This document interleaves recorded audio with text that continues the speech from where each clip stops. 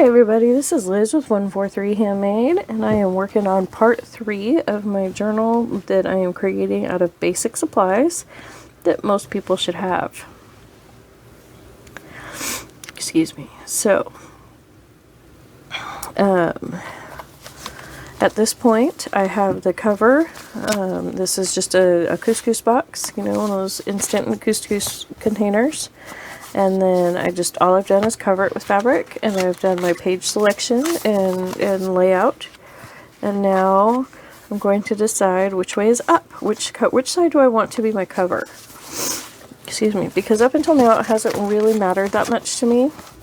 So let's see, this one you can't really, like, you can see some lines and stuff ghosting through the fabric a little bit, but you can't really tell what it is, and the words are in fact upside down. To where on this side it is quite bold.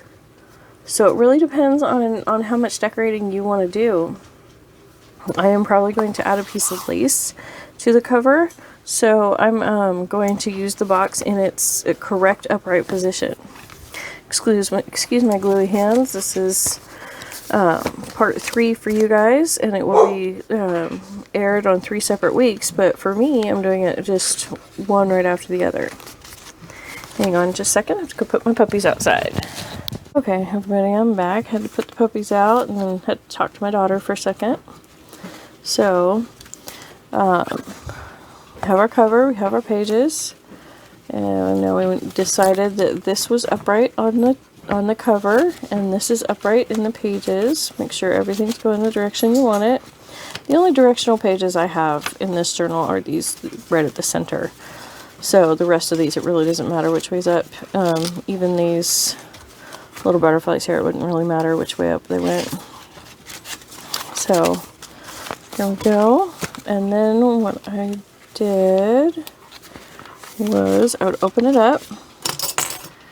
And first of all, you know, you want to make sure that everything fits top to bottom. Double check yourself. See if you want to move any of your partial pages up or down, you know, to stagger it or anything like that. Get them all where you want them, all tucked in, and then use whatever clips you have. That one's being really tough for me to open up for some reason, so I'm gonna switch to these that are easier. And then we just open it up and clamp it all together. I usually only clamp one side. I usually don't worry about the other side. I let the other side just kind of be. And then what I would do is place it on here. Actually, no, what I would do next is find my centering ruler. Let's see, here it is.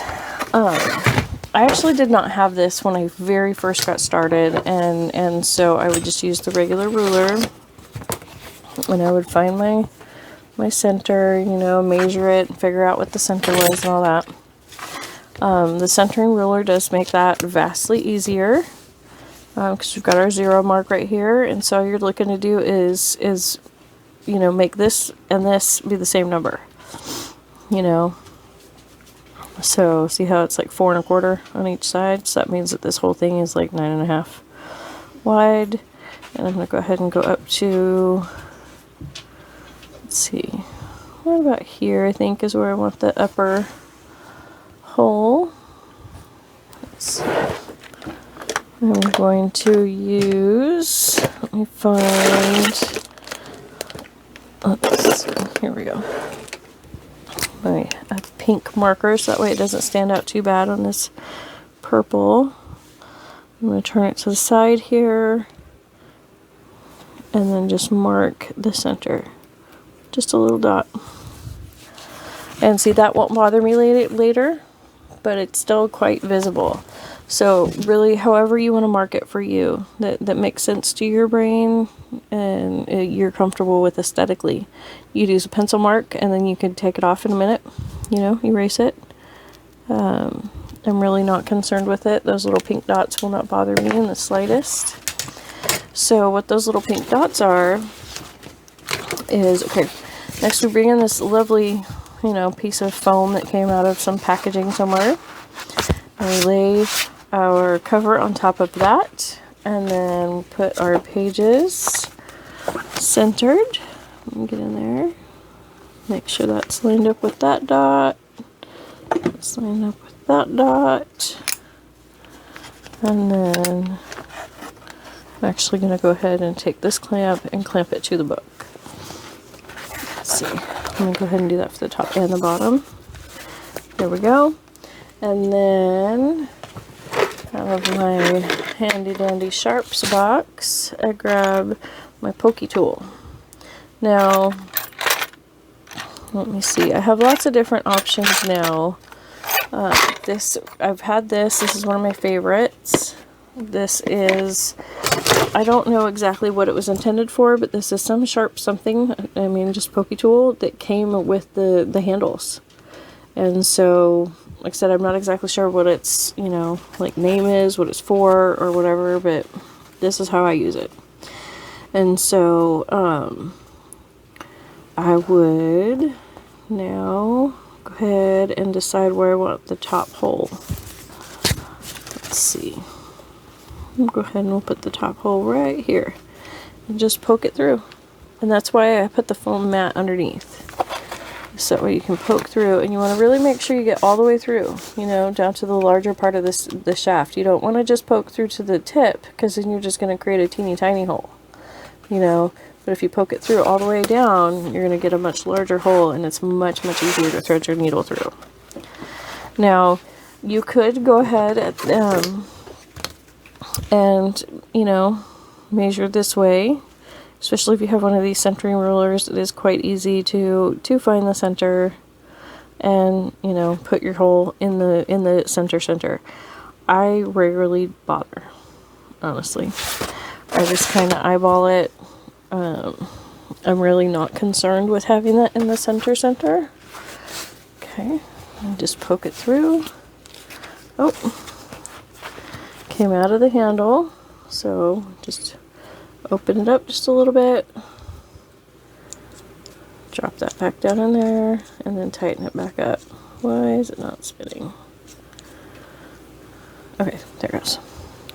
Okay. There we go, and then I'm just going to use the hole from the page itself and poke one more time. And so I've made several journals this way. But I do have a little bit of grip and hand issues, some pain in my hands. And so I found very, very quickly that I was not enjoying it. I didn't enjoy the process of making the larger journals because poking that center hole was just too difficult. I did have this little guy, so I could poke holes, you know, the top and bottom hole with this punch, you know, either a large hole or a small hole. And I did do that, so that minimized it, so that I was only punching the middle one, but then it was making it kind of weird because these were punched and then this one was poked. And as you can see, the poked holes are rough. You know, there's a roughness to them. So, you know, so that's why I graduated out of that and to the Big Bite. But this is a great way to get started. Let me find an end here. It's hubby messaging. 1, 2, 3, and a little bit. There we go. Gotta double check the message over here while I am getting this threaded. Okay, here's my needle with the big eye on it.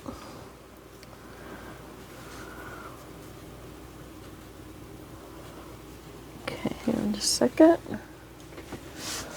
So here we go. We're threading the needle, and this is hemp, and it's not waxed or anything, so it does fray a little bit. It can be kind of a pain to get through your needle.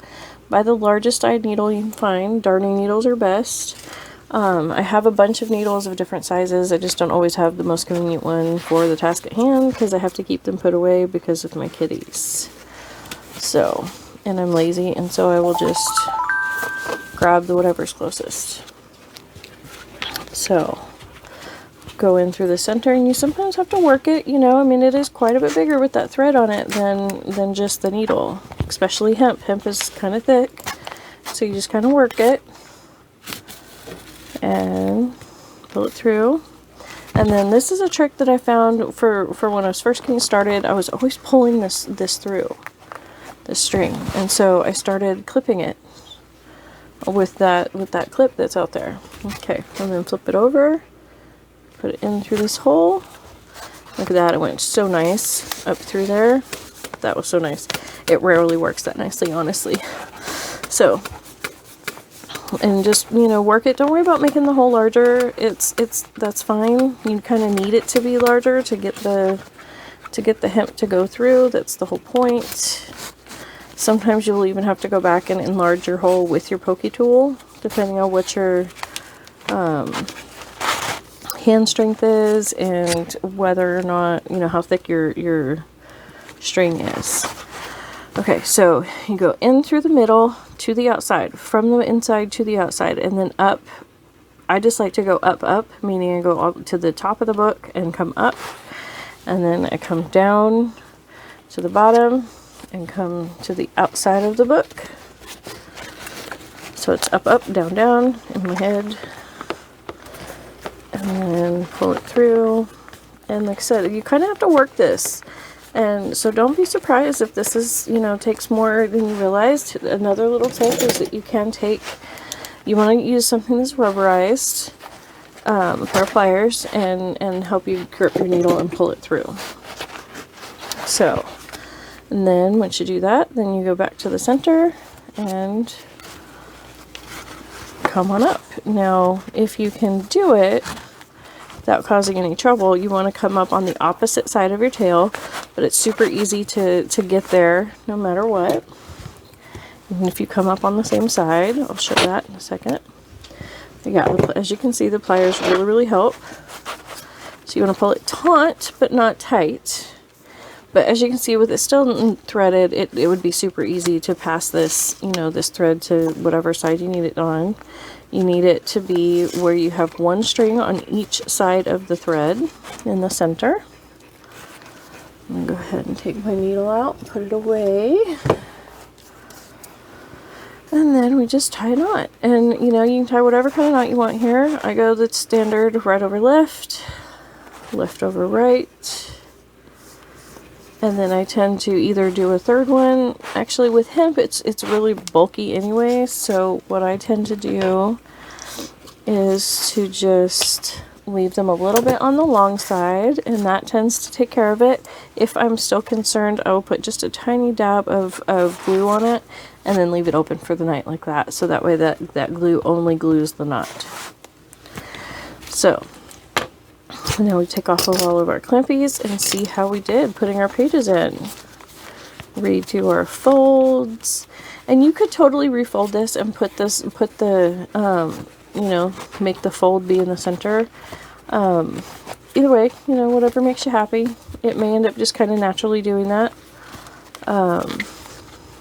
Let's see, let's go ahead and do that now and kind of introduce that fold, because it's kind of what it wants to do anyways, and that makes it to where I don't have to adjust the page of the length of my pages. I'll show you what I mean there in a second. But yeah, you just kind of work it in. These weird little creases here don't bother me in the slightest. And see that lengthen the cover just a little bit, so that way that page that was a little bit long, it now fits really nicely inside.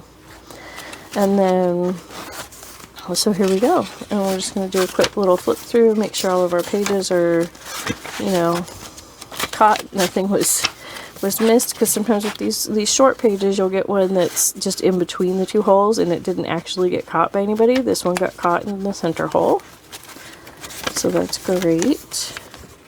Here's our other half page, and it got caught in two of the holes. It really only needs to be caught in one. As long as it's caught in one, you'll be fine. So there we go. So there's our pages inserted and completed. So thank you so much, and then we will come back, and in part 4 we will decorate and create a closure, because she's wanting to bounce open. So I'll do some sort of closure on it. So thank you so much for joining me. I can't tell you how much I appreciate your time. Thank you so much.